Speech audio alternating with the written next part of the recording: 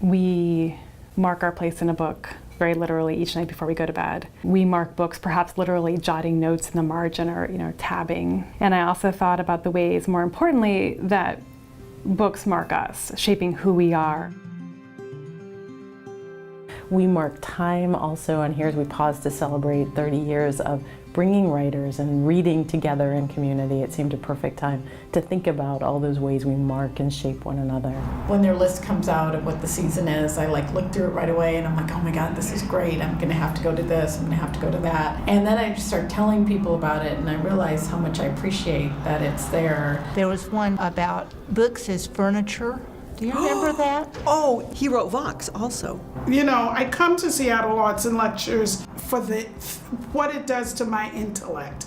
It makes me think differently. Abraham Verghese. It was just amazing to see a human being who could be so many things so well. Wendell Berry came to town. I brought 40 farmers from the San Juan Islands. Rebecca Solnit, James McBride, Sherman Alexie, it just goes on.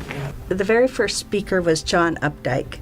John Updike had never been to Seattle before he came that time. We still, as a community here, like sitting in a darkened hall with a lot of other people, listening to people talk about ideas. When I see this big hall and I see all these people coming in to see one writer stand on the stage, it's more than just hearing a writer speak. I think one of the great gifts of being around for 30 years is that there's a chance that you've touched people in different ways over time, and anniversaries and milestones are a great time to celebrate, look backwards and honor the amazing work that's been done and celebrate legacy, and also to look forward. And there's so much that we are looking forward to. We'll be unveiling a new website, a new database, a new ticketing system, and we'll be creating a way for people to begin to access the archive of lectures that we have from this 30-year history for the first time. I'm a former teacher myself. I've taught everything from K to 12. The work they do in the schools and how wonderful and how lucky our kids are to have